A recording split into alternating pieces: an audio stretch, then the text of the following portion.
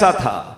अब मैं यहाँ एक मशवरा दूंगा आपको, आप में से बहुत सारे लोग रमज़ान में इंशाअल्लाह मदीने जाएंगे, मक्के जाएंगे। अल्लाह आपको और हम सबको बार बार हाज़िरी अता फरमाए।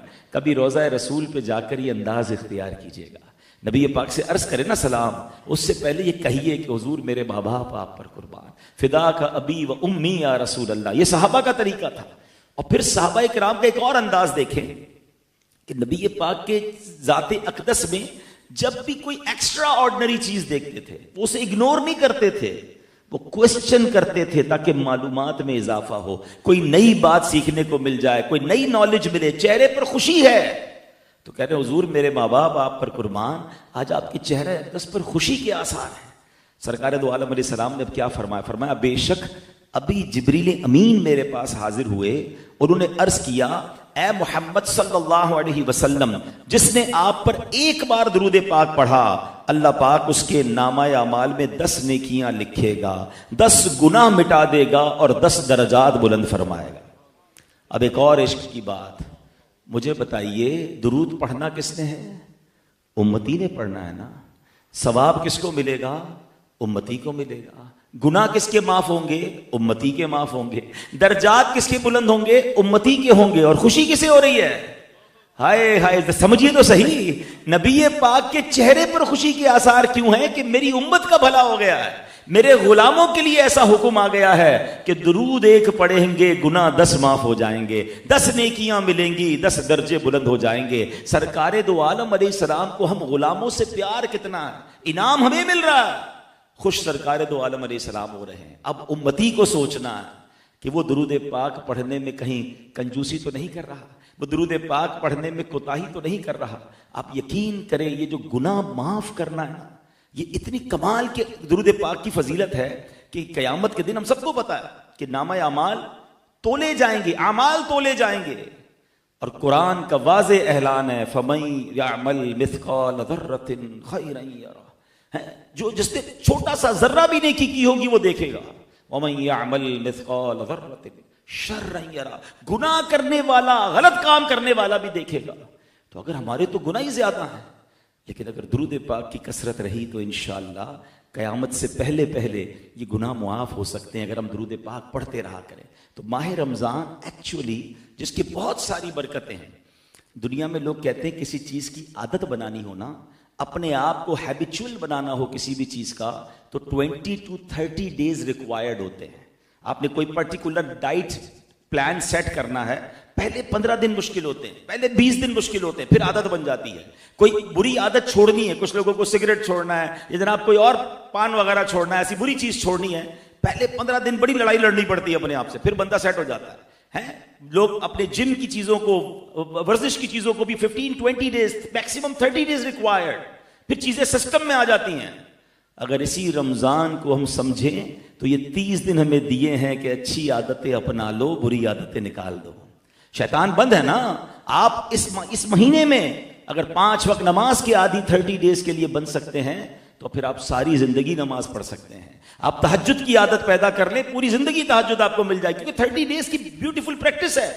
इसी तरह जो बुरी आदतें हैं उनको छोड़ें तो इंशाअल्लाह माह रमजान के बाद भी इन चीजों को हमने कैरी करना है। अल्लाह मुझे भी आपको भी कसरत से दुरूद पाक पढ़ने की तौफीक नसीब फरमाए। मोहब्बत के साथ बाआवाज़ बुलंद दुरूद पाक पढ़ लें।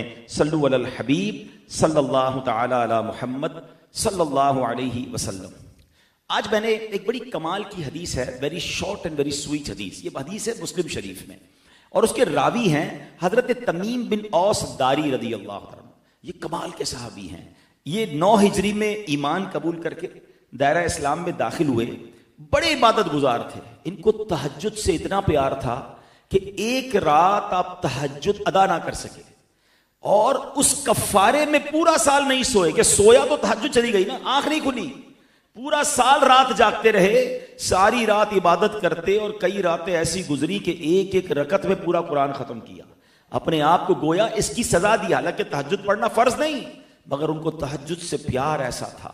आप मस्जिद नबवी में पहले चिराग रोशन करने की सआदत जो है आपको नसीब हुई, यानी चिराग पहली लाइट का इंतजाम हज़रत तमीम दारी ने किया था। आप रावी इस हदीस के।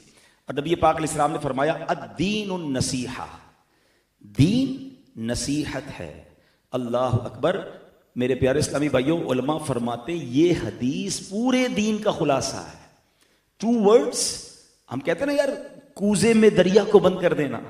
नबी पाक के जहां बहुत सारे मौजज़ात हैं, उनमें एक मौजज़ा ये है कि अल्लाह करीम ने नबी पाक को जवामिउल कलिम बनाया है, यानी मुख्तसर बात में, चंद जुमलों में मेरे आका बहुत बड़ा मजमून बयान फरमा देते।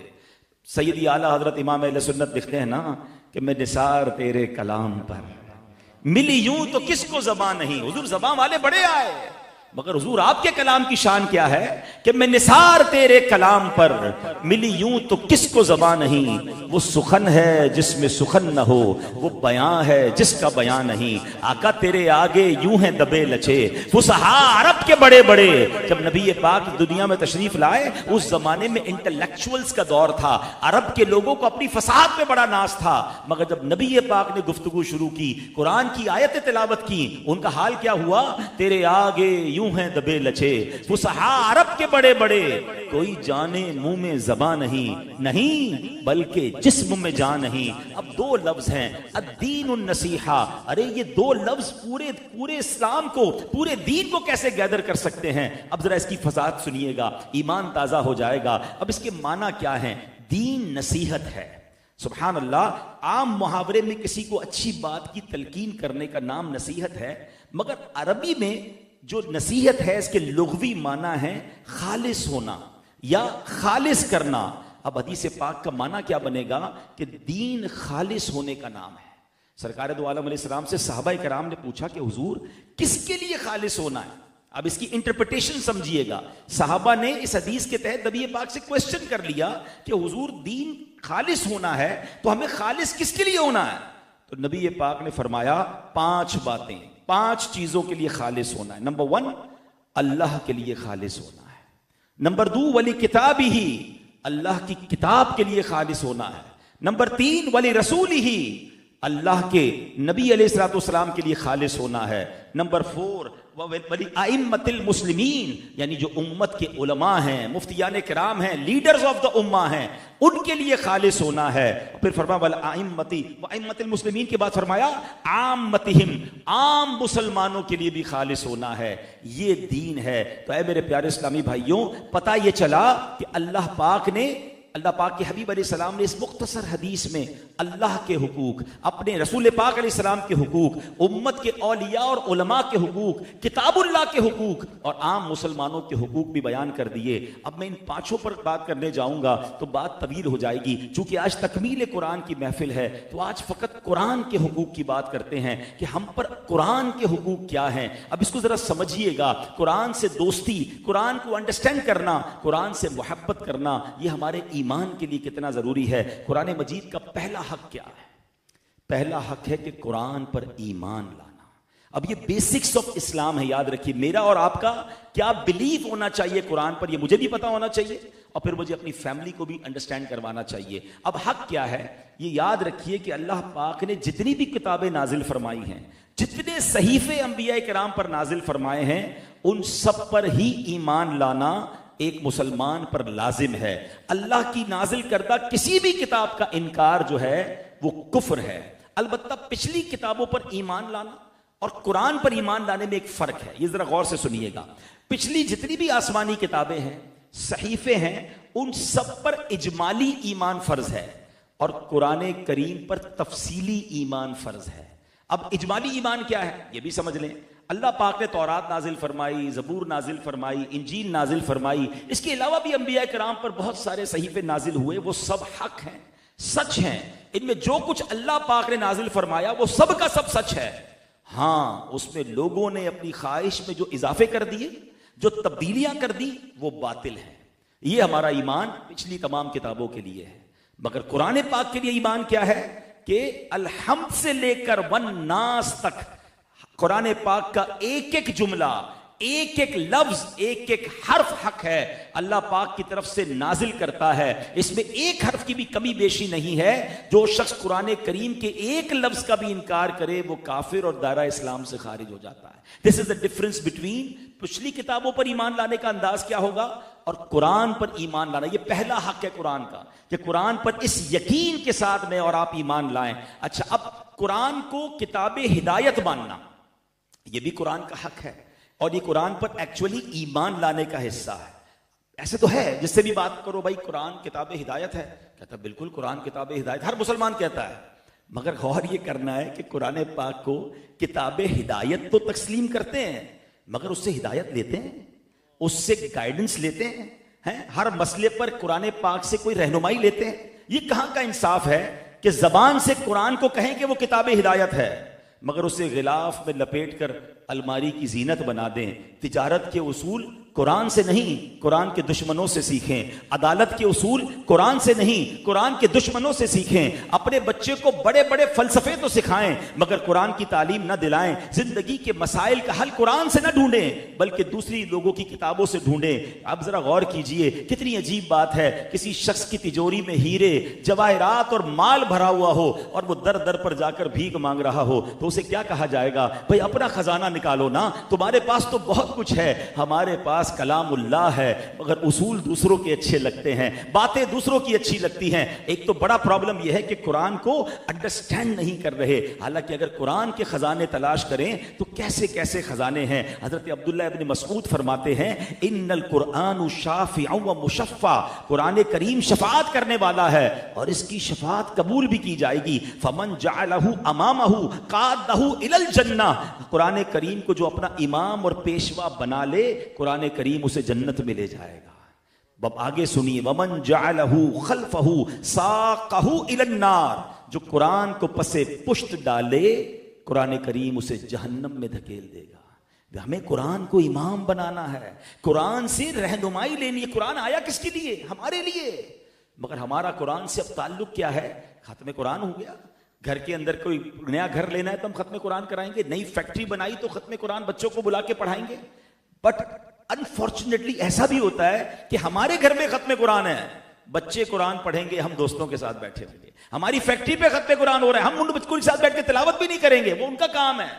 इतना ताल्लुक है, जल्दी यार एक अच्छा सा कुरान भिजवा दे। क्यों? वो नए घर में शिफ्ट होना है, जुल्दान में लपेट कर रखना है, दैट्स इट। हम क्यों इसकी अंडरस्टैंड नहीं कर रहे? इस पे कितने खजाने हैं। वो एक साहब का वाकया है ना कि उन्होंने एक इमाम साहब को घर पे दावत पे बुलाया। इमाम साहब आए तो बाप और बेटे ने उनका वेलकम किया और खाने पीने का इंतजाम करने लगे। इमाम साहब खाना वगैरह खा के जब तशरीफ ले गए तो बेटा कहता है वालिद साहब से कि अब्बू जान, ड्राइंग रूम में मेरे बहुत सारे पैसे पड़े हुए थे, अब वो नहीं मिल रहे। इमाम साहब के अलावा कोई घर में आया नहीं है। बाप कहता है बेटे कैसी बात कर रहे हो, इमाम साहब थोड़ी पैसे ले गए होंगे। मगर वो बेटा था, उसको बड़ा अफसोस हुआ मेरे पैसे कहां चले गए। कुछ अरसे बाद, एक आध साल बाद, इमाम साहब को फिर दावत पे बुलाया, उसी ड्राइंग रूम में बिठाया। वालिद फिर खाना लेने गया तो बेटे ने डरते डरते इमाम साहब से पूछा, इमाम साहब नाराज नहीं होइएगा, एक बात करनी थी, पिछली बार आप आए थे ना, मेरे काफी सारे पैसे यहीं पड़े हुए थे, वो आपको मिले तो नहीं? तो इमाम साहब रोने लगे। तो अब वो कहते नहीं, मैं आपको कुछ भी नहीं कह रहा, मैं आपको क्लेम नहीं कर रहा, मैं सिर्फ सवाल कर रहा हूं, मैंने आप पर इल्जाम नहीं लगाया। इमाम साहब कहते हैं मैं ये नहीं कह रहा कि तुमने मुझे चोर कहा, बेटा ये सामने कुरान पाक पढ़ा है, जरा इसको लेकर आओ। उस बच्चे ने कुरान उठाया, क्या इसको खोलो। उन्होंने जैसे ही जुल्दान खोला तो वो पैसे उसके अंदर पड़े थे। इमाम साहब ने कहा कि जब आप खाने का इंतजाम करने गए ना, पैसे बिखरे हुए थे, मैंने सोचा कुरान में रख दूं, आप रोजाना तिलावत करते होंगे, आपको सुबह मिल जाएंगे। अफसोस ये हो रहा है कि भाई 1 साल बाद आया हूं, आपके घर में 1 साल भी कुरान नहीं खुला है। Actually this is our interaction with Quran. इतनी दूरी हो गई है हमारी कुरान। कुरान का हक है कि उस पर ईमान लाएं, उससे हिदायत लें। भाई हिदायत तो जब लेंगे जब पढ़ेंगे, जब अंडरस्टैंड करेंगे। ये हाल है हमारा। कैसे कैसे खजाने, कैसी कैसी चीजें कुरान में मौजूद हैं। ऐसा ही एक वाकया एक खातून के साथ हुआ, उसको रिलेट करता हूं कुरान से। वो खातून बड़ी गरीब थी, बीमार थी, बुजुर्ग थी। किसी ने मशवरा दिया बेटे को अब्रॉड भेज दो, अच्छे पैसे कमाएगा, तुम्हारा भी इलाज हो जाएगा, घर भी बन जाएगा। बड़ी जमा पूंजी करके बेटे को सफर करवा दिया। बड़े प्यार करती थी, माँ का इकलौता बेटा था। हर महीने वो बेटा एक लेटर लिखता माँ को, माँ को जैसे ही लेटर आता माँ खुश हो जाती, सुभान अल्लाह मेरे बेटे का विलायत से खत आया। चूमती, पढ़ना तो आता नहीं था, उसको ड्रॉ में रख देती, दराज में रख देती। 1 महीना, 2 महीना, 6 महीने, हर महीने लेटर आता, हर महीने चूमती, दराज में रखती। बीमार माँ थी, इलाज हुआ नहीं, कुछ अरसे बाद चल बसी। पड़ोसियों ने आके घर की सफाई की, दराज खोला तो बहुत सारे एनवलप्स खोले तो हर एनवलप में एक मनी ऑर्डर था। वो बेटा हर महीने मां को ड्राफ्ट के जरिए पैसे भेजता था। माँ पढ़ी लिखी नहीं थी, उसे पता ही नहीं था ये पैसे थे, वो विड्रॉ करवा लेती तो इलाज भी हो जाता, शायद घर भी बन जाता, वो माँ चल बसी। ये वाकया तो उस दुखियारी माँ का है। मगर सच बताओ हम कुरान के साथ क्या कर रहे हैं? कुरान लेते हैं, चूमते हैं, रख देते हैं।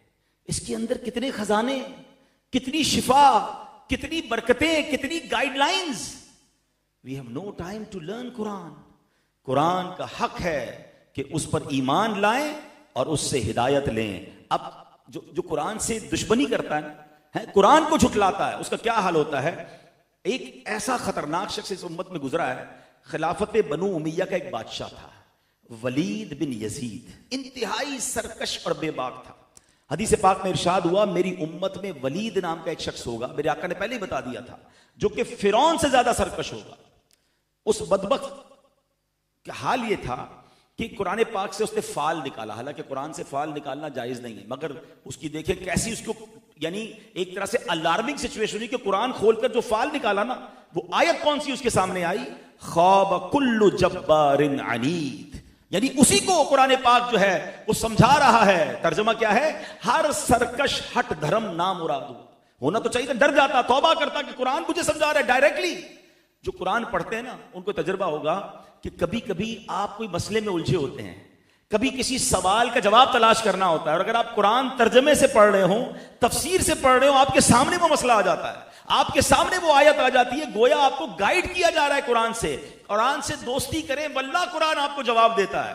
इस बदबख्त को कुरान ने टॉन्ट किया, समझाया, लेकिन इसने कुरान से दुश्मनी क्या की कि तुम मुझे समझा रहे हो, तुम कह रहे हो कि सरकश और हट धर्म ना मुराद हुआ। हाँ, मैं हूं सरकश। माद अल्लाह, उसने कुरान को आग लगा दी।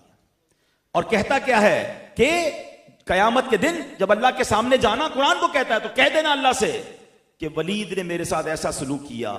तारीख के वाकयात में यह वाकया मौजूद है। इस गुस्ताखी के कुछ ही दिन बाद इसके सर को काट कर इसी के महल में लटका दिया गया, इसी के रिश्तेदारों ने इसे मार दिया। तो याद रखिए मेरे प्यारे इस्लामी भाइयों, कुरान की दोस्ती उरूज दिलाती है। और आज देखें, हम ये गुस्ताखी तो कोई नहीं करता, मगर एक अनडेलिबरेटली गुस्ताखी कह ले, अनडेलिबरेटली नाफरमानी क्या होती है कि किसी के सामने कुरान का हुक्म पेश करो ना, तो कहता है यार ये तो बड़ा मुश्किल है, ये तो मौलवियों ने दीन मुश्किल बना दिया है, यार ये इस्लामी हुक्म मुझे समझ नहीं आया। यानी अब ये दौर आ गया है कि मुसलमान को जब कुरान की बात करेंगे और उसको उसकी समझ में नहीं आ रहा तो उसको उसके अगेंस्ट बात करेगा। मेरा और आपका काम मानना है, मेरी अकल में आए या ना आए, मेरे मिजाज के मुताबिक हो या ना हो। ये प्रॉब्लम होता जा रहा है कि आजकल लोग मुसलमान होने पर शर्मिंदा हैं। ऐसी महफिल में बैठते हैं, कहते हैं यार सारे ऐसे लोग थे खड़े होकर नमाज पढ़ने में शर्म आ रही थी, ऐसे लोग बैठे थे कि सुन्नत के मुताबिक खाने में शर्म आती है, ऐसी महफिल में जाता हूं जहां गलत काम मजबूरन करना पड़ता है। अरे भाई क्या करें, गैदरिंग ही ऐसी होती है। वला हौला वला कुव्वता इल्ला बिल्लाह। यानी आज मुसलमान होने पर शर्मिंदा कैसे हो सकता है? मेरी गैरत ईमानी का तकाजा है कि मैं किसी भी दुनिया में खित्ते में जाऊं, मैं अपने इस्लाम पर, अपने ईमान पर, अपने कुरान पर शर्मिंदा ना हूं। अगर किसी को बुरा लगता है तो लगे। अरे आज दुनिया में हम देख रहे हैं बड़े बड़े जनाब ओहदों पर, बड़े बड़े बैंक के सरबराहान, बल्कि बड़ी बड़ी इंस्टीट्यूट के लोग जो दूसरे मजहब के हैं, ना उनको अपने हुलिये पर कोई शर्म आती है, ना अपनी एक्टिविटीज में वो शर्माते हैं। दुनिया के किसी फोरम पे जाते हैं, अपनी शनाख्त के साथ जाते हैं, मगर मुसलमान है जो जहां जाता है अपने रंग को बदल देता है, अपने अंदाज को बदल देता है। नहीं मेरे प्यारे इस्लामी भाइयों, कुरान से रहनुमाई लें, कुरान से दोस्ती कर लें और कुरान के अहकाम पर अमल करें। अब दूसरा हक कुरान का क्या है? कुरान की मोहब्बत और कुरान की ताजीम करना, दिल से मोहब्बत करना। सुभान अल्लाह, याद रखिए कुरान से मोहब्बत करना ये सुन्नत मुस्तफ़ा है। नबी पाक अलैहिस्सलाम कुरान से कितनी मोहब्बत फरमाते थे। एक रोज नबी पाक अलैहिस्सलाम अपने घर तशरीफ लाए। किसी ने बताया कि हुजूर एक शख्स बाहर, घर के बाहर बहुत खूबसूरत अंदाज में तिलावत कुरान कर रहा है। सरकार दो आलम कौन है? जिनके सीने पर कुरान नाजिल हुआ है। अरे उनसे अच्छा कुरान कौन पढ़ सकता है? मगर मोहब्बत का आलम क्या है? नबी पाक अपने घर से बाहर जाते हैं और देर तक उस शख्स के पास खड़े होकर तिलावत कुरान सुन रहे हैं। सुभान अल्लाह, ये कौन शख्स था? ये एक गुलाम था, अबू हुज़ैफा के गुलाम सालिम उनका नाम था। और नबी पाक ने उसके लिए अल्फाज कैसे इस्तेमाल किए? तमाम तारीफें अल्लाह पाक के लिए हैं जिसने मेरी उम्मत में ऐसा शख्स पैदा फरमाया। नबी पाक उसकी तिलावत सुनकर फरमा रहे, फख्र फरमा रहे, अल्लाह अकबर। कैसी कुरान से मोहब्बत है। एक मर्तबा नबी पाक की बारगाह में हजरत अबू बकर सिद्दीक हजरत उमर फारूक दोनों साथ हैं और नबी पाक हजरत अब्दुल्ला इब्ने मसूद के पास तशरीफ ले गए और हजरत अब्दुल्ला इब्ने मसूद उस वक्त कुरान पाक की तिलावत कर रहे थे। नबी पाक काफी देर तक खड़े रहे, हजरत अब्दुल्ला इब्ने मसूद की तिलावत सुनते रहे और सुभान अल्लाह वो तारीखी अल्फाज इरशाद फरमाए कि जो शख्स कुरान करीम को ऐसे पढ़ना चाहे जैसे कुरान नाजिल हुआ है तो वो इब्ने उम्मे अब्द की तरह किरात करे। इब्ने उम्मे अब्द ये कुन्नियत थी हजरत अब्दुल्ला इब्ने मसूद की। सुभान अल्लाह। एक दिन नबी पाक ने हजरत अब्दुल्ला से फरमाया, अब्दुल्ला मुझे कुरान सुनाओ। हजरत अब्दुल्ला कहते हैं, हुजूर मैं आप पर तो कुरान नाजिल हुआ है।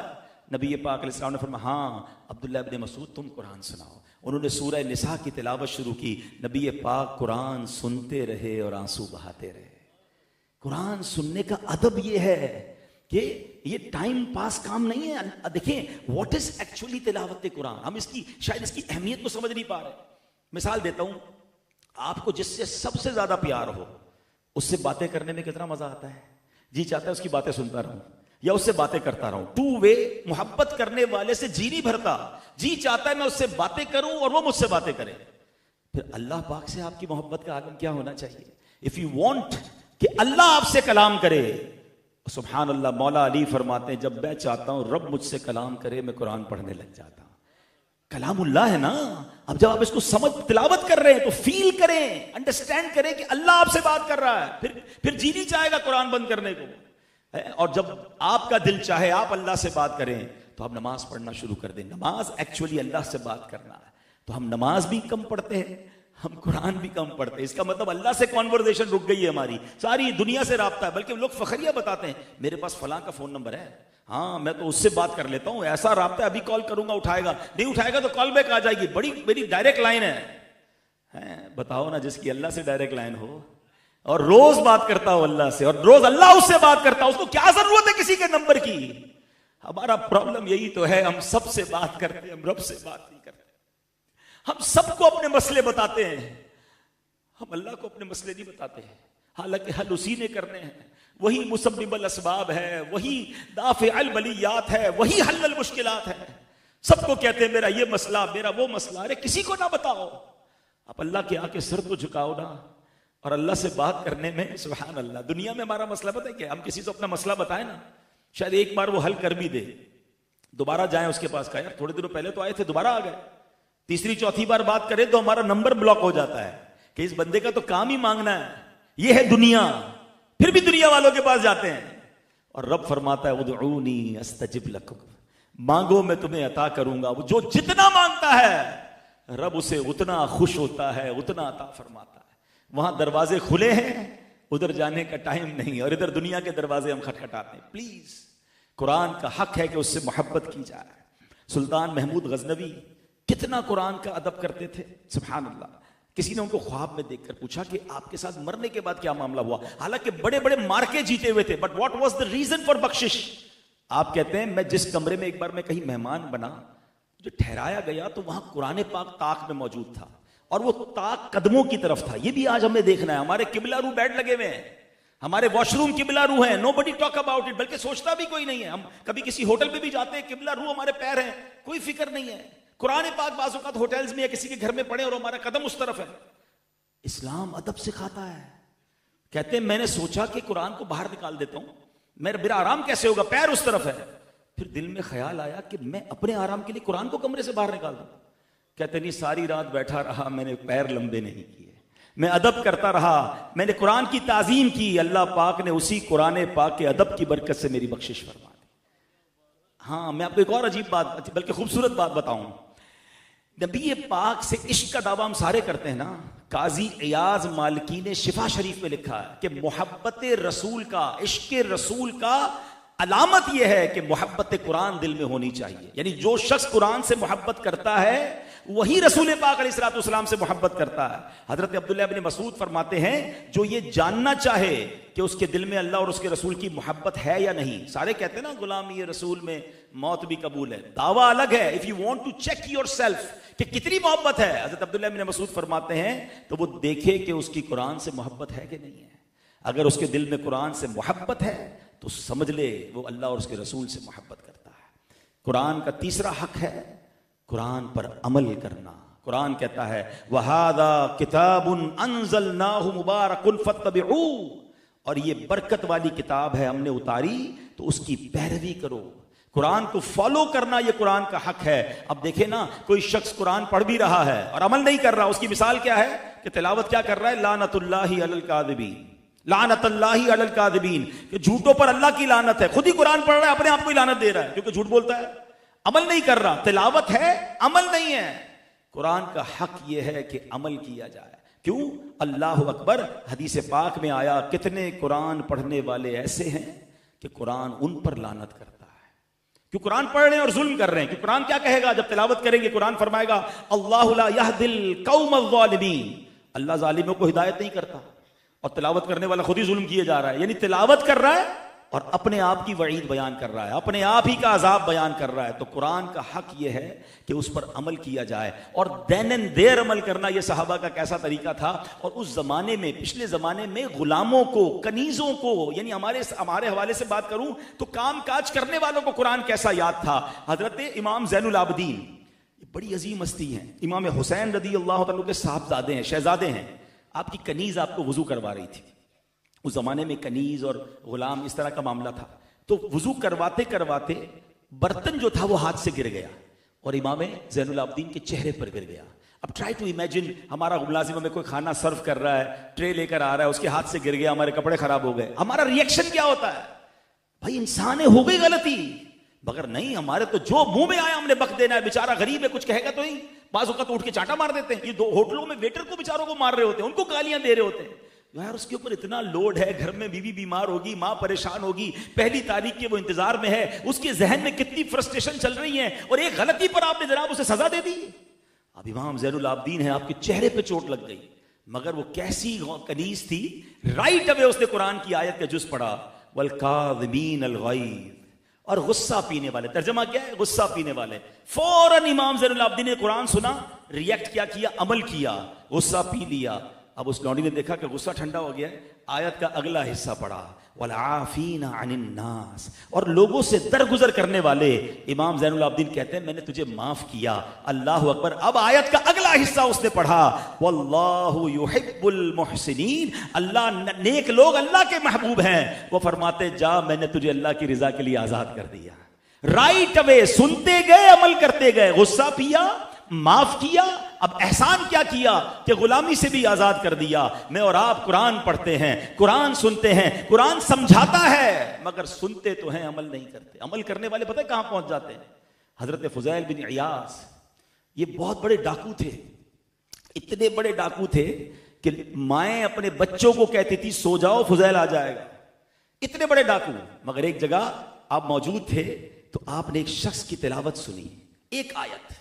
अभी आयत यकीन करें ऐसी है, इस आयत के बस से तो बहुत सारे वाकयात हैं, मुझे बयान कंक्लूड भी करना है कि इस आयत के तहत कितने लोगों की जिंदगी बदली है। मगर ये आयत मैं आपके सामने भी तिलावत कर रहा हूं, अब देखें मेरे और आपके दिल पर क्या रिएक्शन आता है।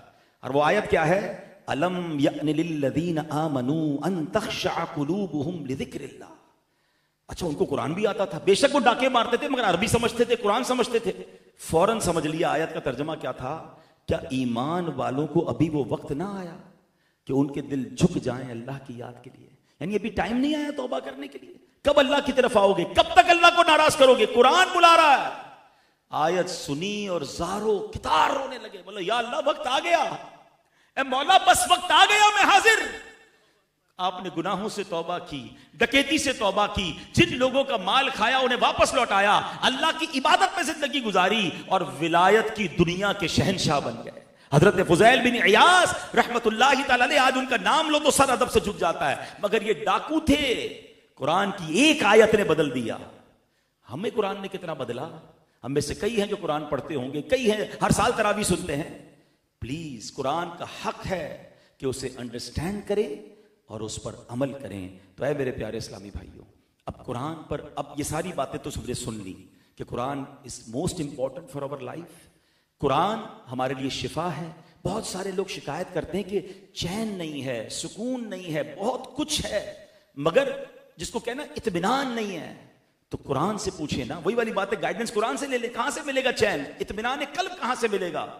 कुरान गाइडेंस दे रहा है, अला बिज़िक्रिल्लाहि तत्मइन्नुल कुलूब, बेशक अल्लाह के जिक्र में दिलों का चैन है। कोई शराब की महफिलों में ढूंढ रहा है, कोई जुए की महफिलों में ढूंढ रहा है, कोई जनाब दुनिया भर के तफरी गाहों में जाके सुकून ढूंढ रहा है, नहीं मिलेगा। देखिए मुझे और आपको बनाया किसने है? रब ने बनाया। ये दिल भी अल्लाह ने बनाया, तो अल्लाह ही बताएगा ना सुकून कहां है। और उसने कुरान में फरमाया अला बिज़िक्रिल्लाहि तत्मइन्नुल कुलूब, आप अल्लाह के जिक्र की आदत बनाएं, जबान से जिक्र करें और आज़ा से जिक्र करना। पूरी बॉडी का जिक्र यह है कि नमाज बंदा पढ़े। आप ये नियत करें कि अब रमजान बेशक हमसे चला जाए, हम रमजान को नहीं रोक सकेंगे, मगर अच्छी आदतें कैरी कर लें। इसका ऐसा बीज रमजान में बोलें कि रमजान के बाद भी नमाज कज़ा ना हो। जिस तरह रमजान में कुरान से ताल्लुक बना है, अब पूरा साल कुरान से ताल्लुक बनाएं। और मैं आपको एक और मशवरा दूंगा कि कुरान को सिर्फ पढ़ना नहीं है, इसको अंडरस्टैंड भी करना है। आज के दौर में मैं आपको एक तफसीर कुरान सजेस्ट करता हूं,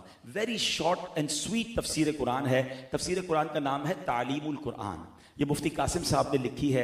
दावत-ए-इस्लामी.net वेबसाइट से आप फ्री डाउनलोड कर लें। हमारी एक एप्लीकेशन है तफसीर कुरान के नाम की, आप उससे एप्लीकेशन के जरिए पढ़ लें, वरना आप मकतबतुल मदीना दावत इस्लामी की लाइब्रेरी से मंगवा लें। यू विल इंजॉय कि बहुत शॉर्ट 2 जिल्दों में पूरे कुरान की आप तफसीर पढ़ेंगे। रोज की कुछ आयतें तो पढ़े ना, और इसमें सबसे पहले कौन सी आयतें पढ़नी ये भी बता देता हूं। वैसे तो पूरा कुरान पढ़ना है, लेकिन रमजान में स्टार्ट क्या करें कि आपको ये मालूम है अल्लाह करीम ने मुझसे और आपसे डायरेक्ट बात की है। कुरान में 89 टाइम्स या अय्युहल्लज़ीना आमनू, ओ यू बिलीवर्स, ए ईमान वालों कहकर, क्या हमने वो पढ़ लिया? हम में से कोई 30 साल, कोई 40 साल, कोई 50 साल का भाई बैठा है, 50 साल हो गए दुनिया में आए हुए, अभी तक अल्लाह का पैगाम रिसीव ही नहीं किया। अमल करना तो बात की बात है। सुबह उठकर पहला मेरा और आपका काम क्या होता है कि मोबाइल उठाते हैं और देखते हैं किसका व्हाट्सएप आया है, और फिर उसमें भी हमने पिन किए हुए होते हैं, बॉस का पहले, फैमिली का, फ्रेंड्स का, यार इसका मिस नहीं होना चाहिए। सुबह सुबह सारे मैसेजेस पहले सुनेंगे, मगर 50 साल हो गए, 40 साल हो गए, अल्लाह का मैसेज सुना, रिसीव किया, पढ़ा? प्लीज इन आयतों को पढ़ तो लें। अल्लाह ने मुझसे क्या बात की? मैं ईमान वाला हूं, मुझसे तो क्या, मेरे रब ने डायरेक्ट बात की है। हमने इसके लिए भी आपके लिए आसानी कर दी है। मैं अशफाक भाई को इंशाल्लाह सजेशन करूंगा कि ये हमेशा इतना अच्छा प्रोग्राम करते हैं। एक बुक है 89 आयतें, जिशान भाई को भी कहूंगा, अभी आपके यहाँ भी खत्म कुरान होने वाला है, जिन जिन के यहाँ प्रोग्राम्स हों, ये 89 आयतों पर मुश्तमिल हमने एक किताब बना दी है। इस किताब का नाम ही ए ईमान वालों है। 89 आयतें हैं, उसका तर्जमा है और आसान उर्दू में उसकी तफसीर है। तो ये बुक हम सबको आपस में डिस्ट्रीब्यूट करनी चाहिए। रमजान में इसको स्टार्ट कर दें, अगले 2-3 महीने बाद आप किसी को ये तो कह सकेंगे हाँ यार मैंने अल्लाह ने जो मुझसे बात की उतना तो पढ़ लिया है, फिर इंशाल्लाह कुरान से आपकी दोस्ती मजबूत हो जाएगी। तो लेट्स स्टार्ट विद दोज आयात, यू विल गेट बेनिफिट, क्योंकि अल्लाह ने आपसे बात की है, उसको तो रिसीव करें ना। क़यामत के दिन ये जवाब चलेगा कि अल्लाह बहुत बिजी था, बिजनेस पे ट्रेवल करता था, मैं बहुत बिजी लाइफ थी, अल्लाह कुरान था मगर उसको तेरा मैसेज रिसीव करने का टाइम नहीं था। कैसा कैसा जवाब होगा ये अल्लाह की बारगाह में? तो आज आए हैं तो आज ये पैगाम लेकर जाएं कि कुरान हमारे दिलों का नूर बने, हम कुरान से मोहब्बत करें, कुरान से गाइडेंस लें और कुरान पर अमल करें, और अल्हम्दुलिल्लाह अपने बच्चों को भी कुरान पढ़ाएं। आज हम बड़ी बड़ी डिग्रियां तो सिखा रहे हैं, मगर मेरा और आपका बेटा मेरे और आपके दुनिया के जाने के बाद कुरान पढ़कर ही इसाले सवाब कर सकेगा। तो हम बच्चों को कुरान पढ़ाएं, हदीस पढ़ाएं। अल्हम्दुलिल्लाह कुरान पाक की दुनिया भर में खिदमत जो दावत इस्लामी कर रही है, हमें छोटी सी 5 मिनट की वीडियो प्रेजेंटेशन है, इंशाल्लाह वो आपको दिखाते हैं कि 19,000 से ज्यादा मदरसे पूरी दुनिया में दावत इस्लामी ने बना दिए। लाखों बच्चे हाफिज बन गए, नाजरा कुरान पढ़ लिया, हजारों उलमा बन गए, और ये बनते चले जा रहे हैं। और फिर उन बच्चों को किस तरह दुनियावी उलूम भी सिखाए जा रहे हैं, और उसके साथ साथ क्या दीनी खिदमात हैं। तो आपसे भी गुजारिश करूंगा कि इन इंस्टीट्यूट्स में अपने बच्चों को दाखिल करें। बल्कि जितने एल्डर भाई बैठे हैं, आप भी कुरान पढ़ना चाहते हैं, एक बड़ा मसला पता है क्या है? इस उम्र में जब किसी को कहो ना कि भाई कुरान पढ़ें, या एटलीस्ट तर्जमे के साथ या तजवीद के साथ कुरान पढ़ें। आखिरी बात कर लेता हूं, तजवीद के साथ कुरान पढ़ना कितना इंपॉर्टेंट है, यानी उसके प्रोनाउंसिएशन के साथ। कुरान एक्चुअली अरबिक लैंग्वेज में है ना, और Arabic is the most sensitive language on earth. याद रखिएगा, एक जबर जेर पेश से मामला इधर का उधर हो जाता है, एक प्रोनाउंसिएशन की गलती से मामला टोटली डिफरेंट। आप कुरान भी पढ़ेंगे फायदा भी नहीं होगा, क्योंकि आप प्रॉपर नहीं पढ़ रहे, सही नहीं पढ़ रहे। अब मिसाल दे देता हूं, हम सब पढ़ते हैं कुरान पाक में अल्हम्दुलिल्लाह रब्बिल आलमीन, तमाम तारीफें अल्लाह के लिए जो आलमीन का मालिक, ठीक है। अलहम्द में तारीफ है, अलहम्द हा और हा के फर्क से फरमाया इसके माना हो जाएंगे तमाम बुराइयां अल्लाह के लिए। अब जो नमाज में ये पढ़ रहा है कहां से, हम यही तो प्रॉब्लम है, नमाज भी पढ़ रहे होते, बरकत नहीं मिल रही होती। तो प्रोनाउंसिएशन इज वेरी इंपॉर्टेंट। तो अब आप कहें यार इस उम्र में क्या मदरसे जाऊंगा, तो दावत इस्लामी ने ये मसला हल कर दिया। हमने फैजान ऑनलाइन एकेडमी, ये अब्दुल्ला बटरा भाई बैठे हैं, चैम्बर ऑफ कॉमर्स के मेंबर हैं, ये घर बैठे ऑनलाइन पढ़ रहे हैं काफी सारी चीजें, अपनी मर्जी का टाइम, 30 मिनट्स, 40 मिनट्स, 1 आवर, कोई भी आप 24 घंटे में कभी भी, सुबह 6 बजे से लेकर रात 2 बजे भी आपके पास टाइम है। आप QuranTeacher.net ये हमारी वेबसाइट है, उधर जाके चेक करें और वहां पर अपनी फैजानऑनलाइन.net, और वहां जाकर आप जो है वो अपनी क्लास ज्वाइन कर लें। कारी साहब 1 to 1 आपको कुरान पढ़ाएंगे, तर्जमा पढ़ाएंगे, आपके बखारिश ठीक कर देंगे, किसी को पता भी नहीं चलेगा और आप अकेले पढ़ी जा रहे होंगे और कुरान इंशाल्लाह हमें अंडरस्टैंड होना शुरू हो जाएगा। अब चलते हैं प्रेजेंटेशन की तरफ, फिर किबला इंशाल्लाह दुआ भी फरमाएंगे। सल्लल्लाहु अलैहि हबीब। इंट्रोडक्शन ऑफ दावत इस्लामी 2026, दावत इस्लामी का तारुफ 2026। आज मुझे आपसे कुछ मिनट्स लेने हैं जी, सल्लल्लाहु अलैहि हबीब सल्लल्लाहु तआला अला मुहम्मद सल्लल्लाहु अलैहि वसल्लम। आवाज देख लें।